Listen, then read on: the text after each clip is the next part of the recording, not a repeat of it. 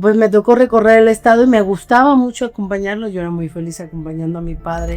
A la edad de 16 años yo tomé mi primer cargo político en esta institución, y que yo le agradezco a la vida pues tener un par de hermanos como ellos que son siempre unos aliados para que también yo pueda lograr los objetivos que tengo. Donde me convertí en la primera mujer y la más joven en dirigir este sector. Nunca en la historia de Michoacán había, y a nivel nacional también, empezaban ya las mujeres a dirigir este sector tan importante del Partido Revolucionario Institucional, que formaba parte de los 3 sectores más importantes, porque eran puros hombres, prácticamente eran 10 hombres y yo, o no, éramos la única mujer que nos tocaba estar en esta representación.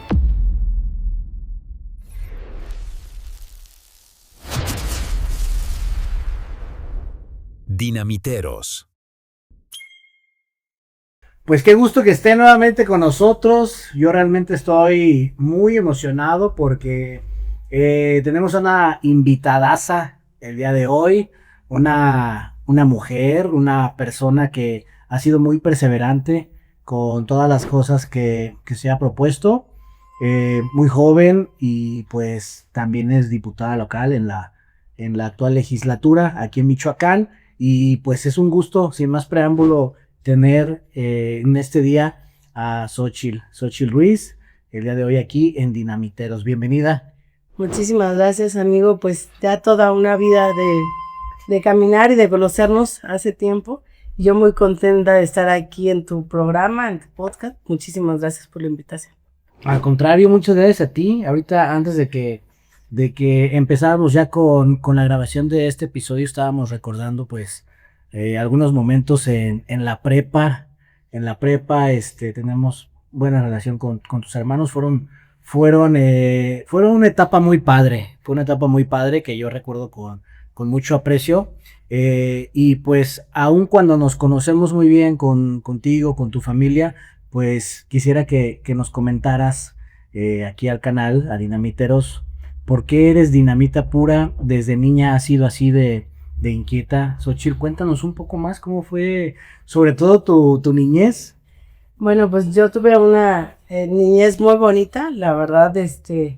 Mis papás con mis hermanos, realmente somos una familia muy unida, somos una familia que siempre ha caminado, que siempre hemos caminado juntos, y pues la verdad fue una niñez con muchas aventuras, con muchos juegos, una adolescencia también muy sólida, y fuimos compañeros también en la preparatoria. ¿Recuerdas esa etapa? Uh-huh. Pero la verdad es que desde muy pequeña me gustó todo este tema social, todo este argot político. Lo viví con mi padre, con un tío que estuvo muy inmerso en la política, y desde muy niña pues me tocó recorrer el estado de Michoacán. Conocí perfectamente el tema docente, ya que mis padres son maestros de profesión, y pues realmente ha sido un tema maravilloso el conocer las necesidades de nuestro estado, no nada más de Morelia, sino de todo el estado de Michoacán. Y esto pues se construye en la niñez.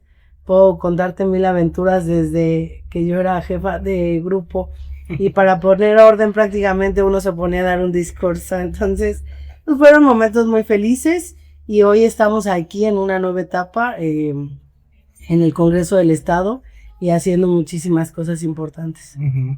Oye, Xóchitl, ¿por qué no seguir con este camino de la docencia como tus papás?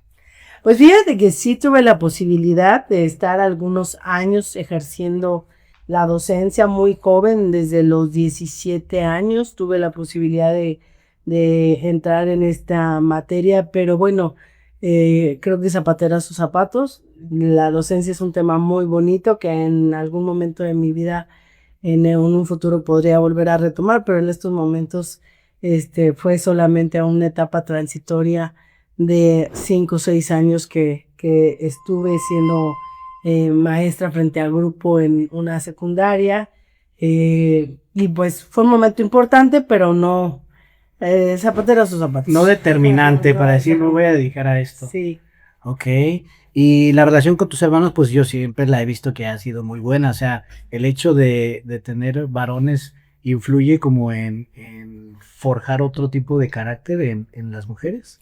Sí, bueno, siempre es una crianza distinta cuando son dos varones y una mujer.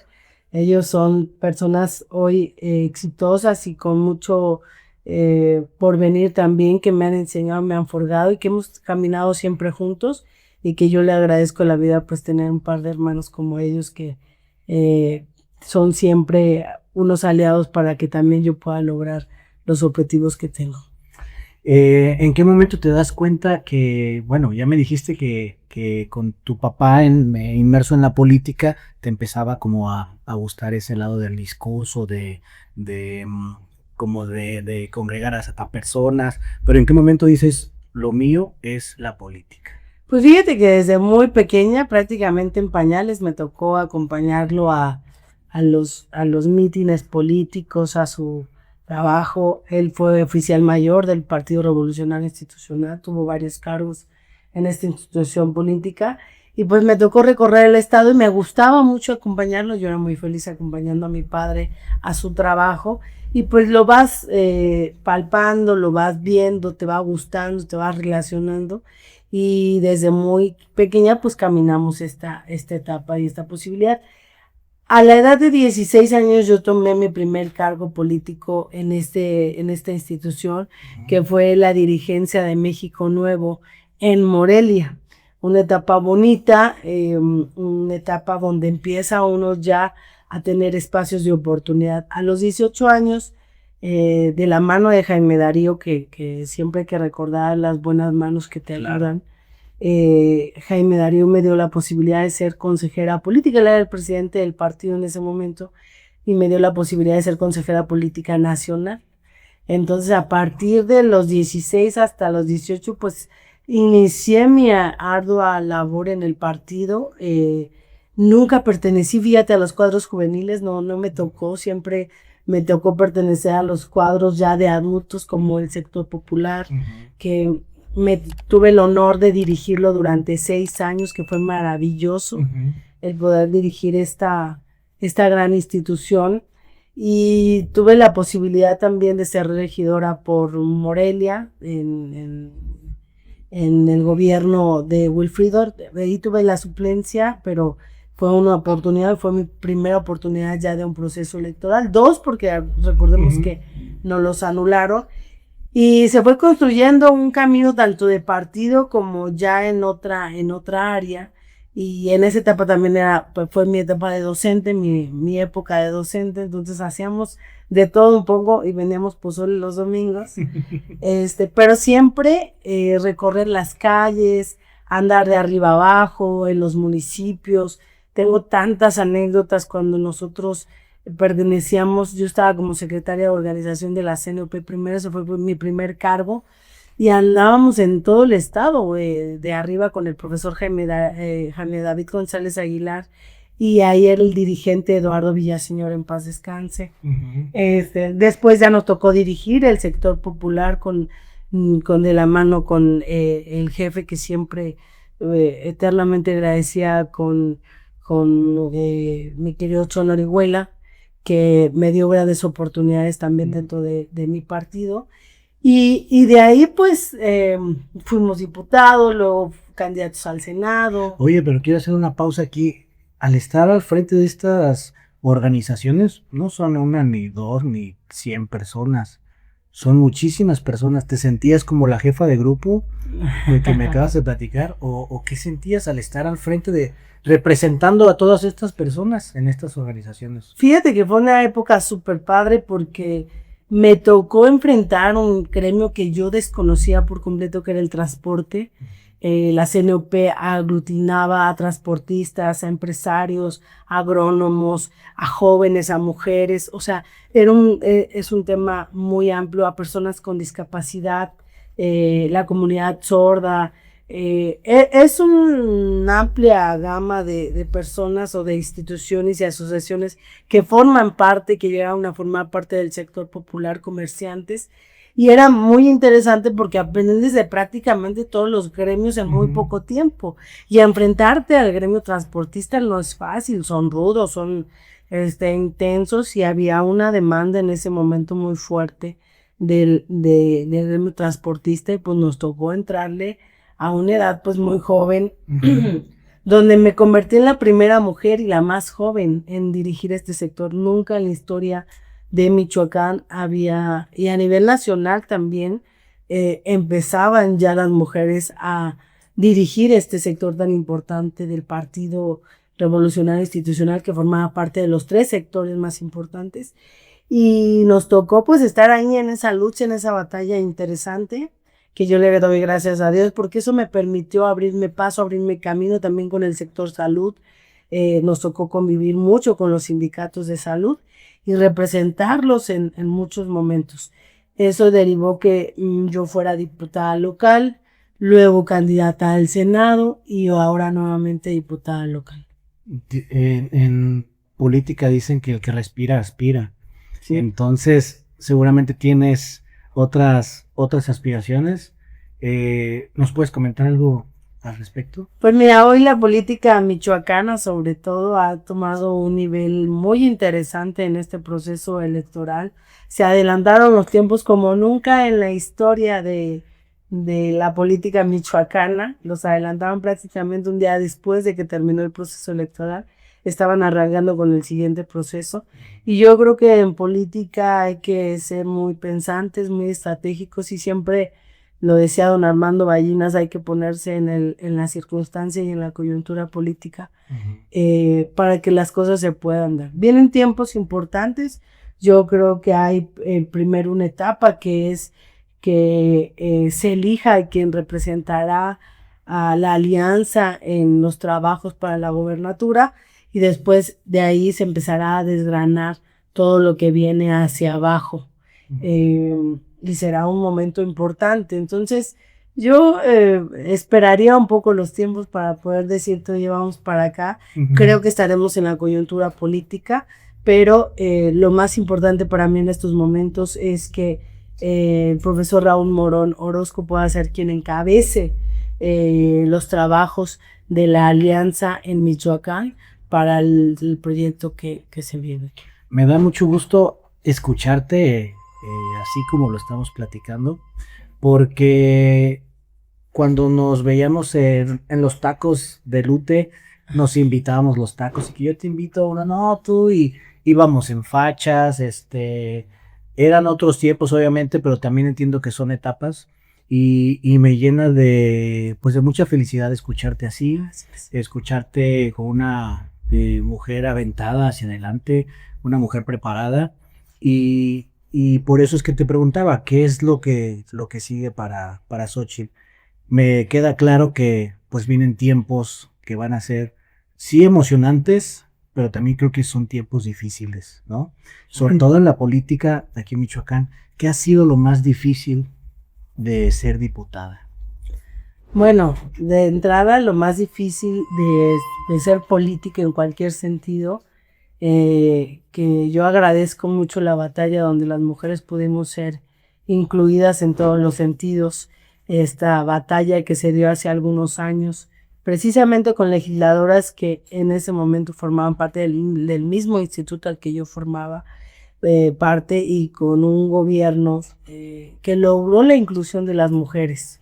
Este porcentaje que inició con un 30% y que el Partido Revolucionario Institucional en ese momento dio la posibilidad de que las mujeres pudieran obtener cargos de representación popular, pues era un tema difícil, porque en el caso mío, que nos enfrentamos a un sector que era dirigido por hombres, que tenía prácticamente la rudeza y la fortaleza de un varón siempre al frente, pues no era fácil entrar en las mesas de diálogo y de negociación y de la seriedad que correspondía, porque eran puros hombres, prácticamente eran 10 hombres y yo, o no, éramos la única mujer que nos tocaba estar en esta representación.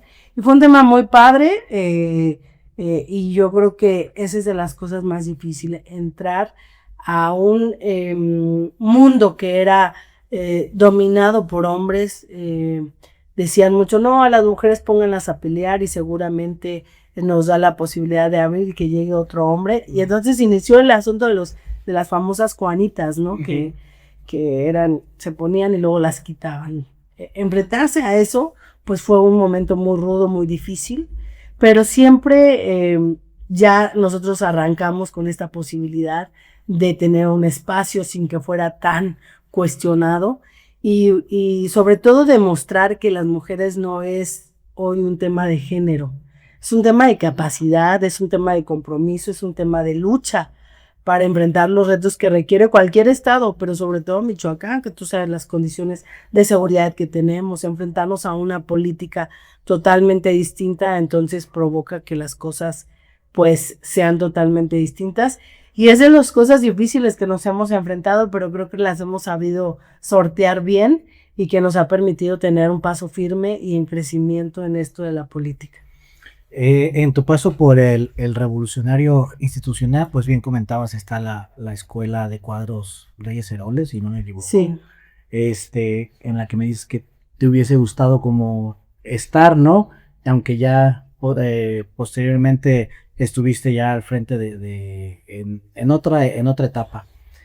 En el momento en el que dejas este partido y que pasas digamos, a otro partido político, me quiero imaginar como esa plática que tuviste con tu papá, porque tu papá pues fue como por esa línea.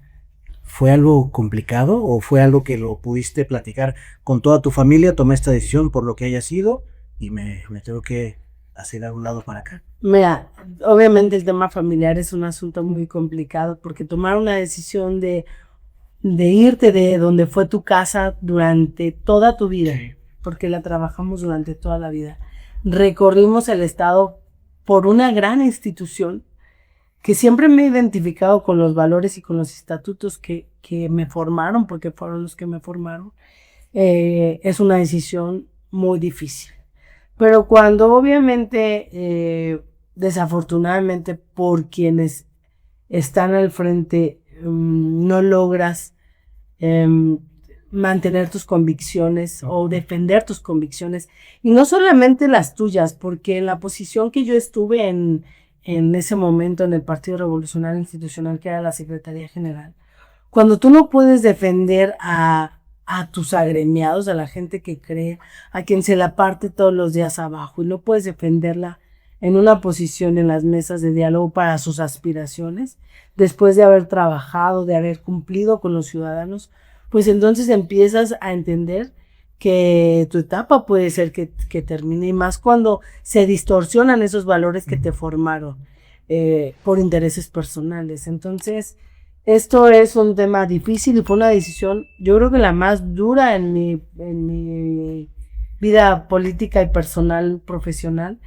porque yo nunca me esperé, nunca, ni siquiera me llegó a pasar por la mente la posibilidad de yo abandonar a la institución que me vio crecer y a la que yo le di años, porque en política, sí, para muchos se dice fácil, pero dejas vida personal, dejas vida familiar, prácticamente te enfocas en recorrer el estado, en escuchar, en ver, en resolver, y es una decisión muy dura, para mí lo fue. Yo agradezco mucho siempre al Partido Verde, que fue quien me arropó en un proyecto legislativo, porque también tengo que decirlo así, fue y ha sido el proyecto legislativo que me arroparon, y que yo estoy muy agradecida con Ernesto por este arropo que me brindó en uno de los momentos más difíciles en mi historia personal. Hoy vienen temas muy interesantes, vienen etapas muy complejas, pero seguramente que vamos a salir avantes y que lograremos tener un representante que vea por los michoacanos, que mejoremos las condiciones. Hay mucho que mejorar. El tema de seguridad lo traemos muy complicado, y creo que es uno de los ejes que debería de ser para quien sea el próximo gobernador de Michoacán. El tema de inversión, Michoacán requiere una inversión importantísima para que haya empresas, para que haya empleo. Tenemos uno de los puertos más importantes ahora con un crecimiento de llegada de contenedores impresionante porque está creciendo año tras año, porque se ha convertido en un gran puerto y tenemos que explotar las cosas importantes que tenemos como la agroindustria. Hoy somos productores de arándano, somos productores de limón, de guayaba, de mango, de plátano, de papaya también, en la zona de Tierra Caliente, de fresa. Entonces, somos un estado tan rico en agroindustria que necesitamos de verdad grandes inversiones como para que nuestro talento no se exporte y se quede en Michoacán. Sí, exactamente, y coincido con todo lo que estás diciendo. Por eso este podcast es para las personas que son dinamita pura, que vienen, se escucha mal, pero que vienen desde abajo, o sea, picando piedra, que todos los días se levantan como con una nueva meta, y por eso es que estás el día de hoy aquí. Me gustaría que les mandaras un mensaje a todas las personas emprendedoras, sobre todo a las mujeres que te están viendo. eh, ¿Cuál sería ese consejo que les puedes dar? Porque yo te escucho a ti muy perseverante, muy fuerte en tus palabras, pero seguramente algo también te costó trabajo, ¿no? Que les puedas decir cómo hacerle para que no se rindan. Claro. Fíjate que yo siempre les digo que a mí me da miedo soñar porque todo lo que sueño lo cumplo. Y una de las cosas que siempre les transmito a todos es que sueñen. La persona que deja de soñar prácticamente termina por ir apagando su velita de vida. Y los sueños te mueven y mueven historias y mueven mundos y mueven cosas interesantes. Entonces, primero que nada, que se levanten todos los días con un sueño distinto. No los sueños de los hijos, no los sueños de los papás, no los sueños del hermano. Tus sueños personales. Nadie puede privarte de soñar y de que tú hagas alguna acción para lograr esos sueños. Ese es uno de mis primeros consejos y la perseverancia. Recuerdo mucho a un gran amigo que se llama Jorge Ceballos y me decía, hijo, eras tan perseverante, había temas que ya te había dicho que no, pero seguías insistiendo y ponías los temas, porque de eso se trata la vida, de que no te rindas, de que aún no le veas el cómo sí. Y el cómo sí puede implicar muchas cosas y muchos sacrificios, pero siempre es importante pues que te levantes y que hagas sacrificios. La vida es de sacrificios para lograr objetivos y eso lo tengo muy claro porque durante muchos años yo sacrifiqué muchas cosas por estar en donde estoy y hoy soy muy feliz y creo que me considero una mujer muy plena en la vida que hoy tengo y en el trabajo que tengo y de las oportunidades también que hemos logrado. Entonces, pues mi consejo siempre es no dejen de soñar y luchen para lograr esos sueños que son, pues es lo que nos mueve, son los que nos dan vida, son los que nos permiten decir, por esto me levanto todos los días. Y a veces dice, bueno, yo me levanto por mis hijos y entonces quiero que mis sueños los hagan mis hijos. Pues ese es el sueño que tu hijo determinará si realmente es lo que él quiere o no. Entonces, vamos a darle con todo y siempre muy perseverantes. Muy bien, Xochitl, pues de verdad que es un placer tenerte aquí, espero que no sea la última vez. No. Ya cuando estés o en el Senado o en la gobernatura o en lo que te propongas, que también nos vuelvas a visitar. Y no quiero despedir este episodio sin antes hacerte la pregunta obligada que hacemos aquí. Si tuvieras la oportunidad de mandarle un WhatsApp a una persona que ya no está en este plano terrenal, ¿qué diría y a quién sería? Híjole, qué fuerte. Sí, es muy fuerte. Fíjate que yo amo y admiro a mis abuelas y a mis abuelos. No tuve el gusto y el placer de poder convivir con mis abuelos varones, pero con mis abuelas sí, yo creo que ellas han sido y siguen siendo una fortaleza para mí y pues siempre es un momento padre, ¿no? Recordarlas y mi mensaje sería solamente gracias por sus enseñanzas y gracias por permitirme estar donde estoy hoy. Seguramente les llegó, están las dos palomitas, les llegó ese WhatsApp.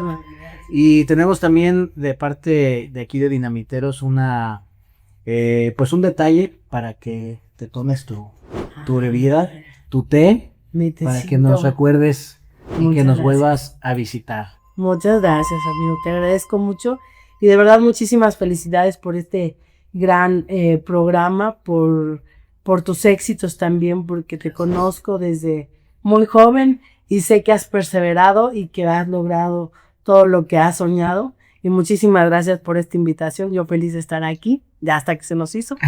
Y muchas gracias por la invitación. Gracias, amiga Xochitl, gracias, diputada Xochitl, por estar aquí y nos seguimos viendo en el siguiente episodio. Muchas gracias. Si este contenido te aportó valor, no olvides detonar el botón de like, suscribirte y compartirlo. Mándale este episodio a la persona que creas que es dinamita pura y que sobre todo lo necesite. También nos puedes llevar a todos lados escuchándonos en Spotify. Gracias por ser parte de esta comunidad de dinamiteros, personas que son dinamita pura. Soy Said Mora y nos vemos en el siguiente episodio.